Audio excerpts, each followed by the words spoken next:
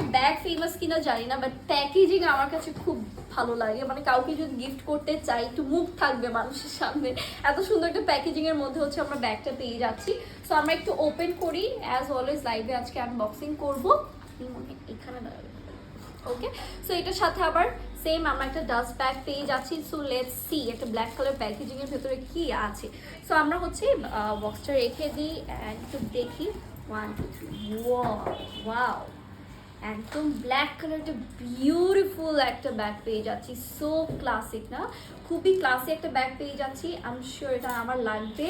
So এটা আপনারা চাইলে এই যেভাবে করে, ও এটা আবার বেল্ট আপনারা অনেকভাবে ক্যারি করতে পারবেন, লং শর্ট করেও ক্যারি করতে পারবেন, চাইলে এভাবে শোল্ডারে ক্যারি করতে পারবেন। আমার একটু স্ক্রিনশট নিয়ে নিব।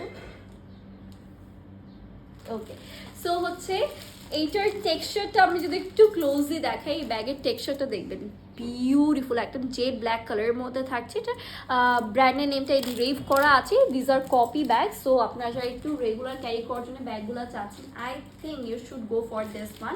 এটা বেল্টের প্যাটার্নটা আমার কাছে খুবই ইউনিক লেগেছে। এটা মনে হয়, আচ্ছা এইটা হচ্ছে এইভাবে না, এইটা হচ্ছে আপনারা একটু এভাবে ক্যারি করতে পারছেন। একদম বেল্টের ডিজাইনটা অনেক ডিফারেন্ট একটা প্যাটার্নে আছে। তো আমরা একটু ভেতরের স্পেসটুকু চলে যাই। এখানে কিন্তু একটা ওপেন কম্পার্টমেন্ট পেয়ে যাচ্ছেন। ওকে, ওপেন একটা কম্পার্টমেন্ট পেয়ে যাবেন। দেন এখানে আবার জিপার সহ একটা চেম্বার আছে। দেন এখানে আবার একটা কার্ড স্লটস পেয়ে যাচ্ছে। It's very spacious. তো আবার হচ্ছে এখানে বেল্ট, এখানে বেল্ট অ্যাডজাস্ট করা একটা কর্ডও আছে। সো এইটা যার যার চাই, it's a very beautiful classic one.